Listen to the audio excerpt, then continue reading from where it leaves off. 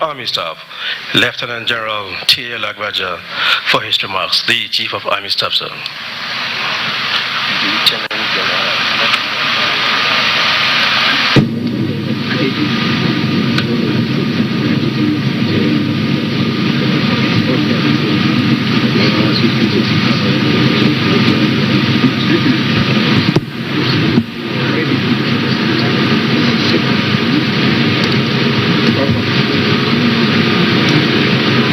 Your Excellency, Bola Ahmed Tinubu, Grand Commander of the Order of the Federal Republic, President, Commander-in-Chief of the Armed Forces, Federal Republic of Nigeria,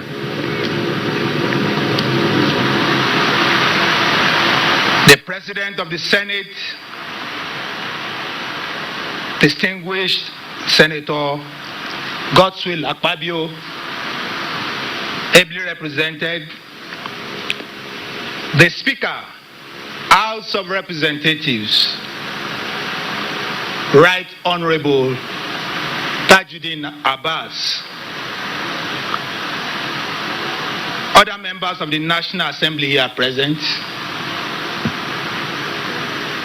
Your Excellencies, the Executive Governors of Bayelsa, Delta, Kano, Imo, Kwara, and Kogi states, Your Excellencies, Honorable Ministers, Special Advisors, and other members of the Federal Executive Council, the Chief of Defense Staff, Service Chiefs, heads of other security agencies here present,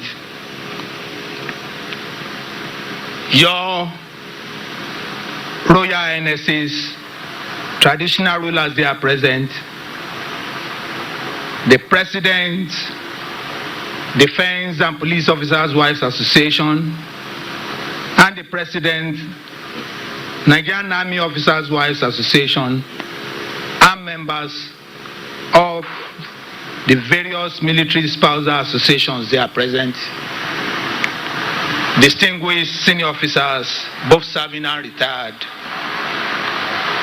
families, friends, and associates of our deceased heroes, invited guests, members of the press, ladies and gentlemen. I wish to start my remarks by thanking Mr. President and everyone here for honoring the memory of our departed officers and men with your esteemed presence this afternoon. Ordinarily, this burial ceremony should not be a speech-making occasion, but you will agree with me that it will be insensitive of us and disrespectful to the memory and legacy of the gallant men we have come to bury, not to make speeches, no matter how brief.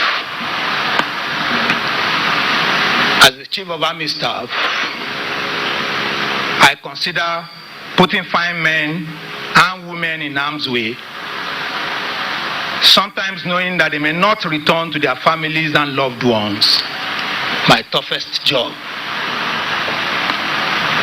Correspondingly and intriguingly, my men know that when I send them out, despite the equipment, training, and other forms of preparation, sometimes some may not make it back alive, while some may return handicapped and invalid. Ours is a profession that deals with matters of life and death. When soldiers die in the hands of the enemies of the state, we take it as dying for what the nation has considered a just cause.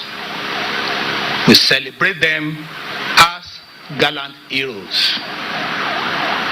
But when they are gruesomely murdered by the very people they are trained, he killed, and took an oath to protect, it is highly demoralizing. Your Excellencies, ladies and gentlemen,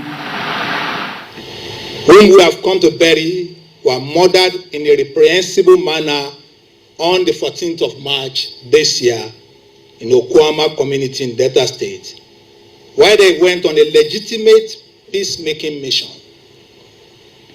It grieves my heart that it took our search and recovery effort over 72 hours to recover some vital organs of the decapitated and disemboweled bodies of my men that were scattered all over the Okwama community by the community youths and their friends.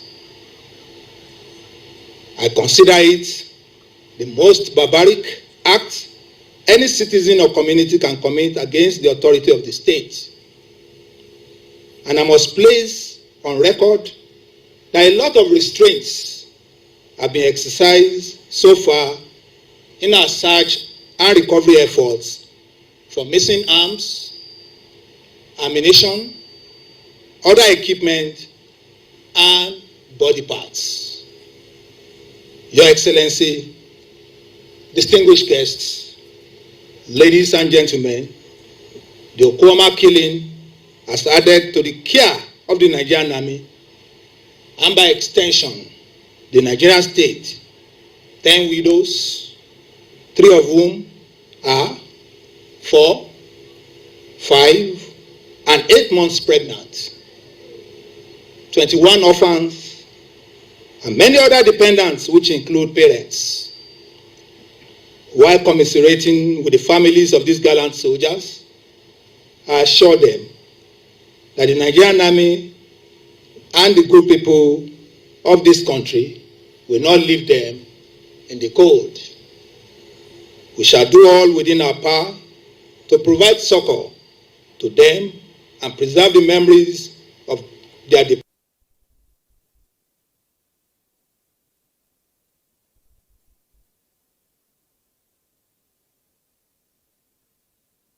As we commit the bodies of these gallant soldiers to Mother Earth, I wish to thank His Excellency, President Bola Ahmed Tinubu, Grand Commander of the Order of the Federal Republic, the leadership and members of the National Assembly, members of the Federal Executive Council, executive governors, particularly of Delta and Bayelsa State, as well as all many and patriotic Nigerians for their support and encouragement to the families and loved ones of our murdered personnel on one side and the Nigerian Army and indeed the armed forces of Nigeria on the other in this difficult time.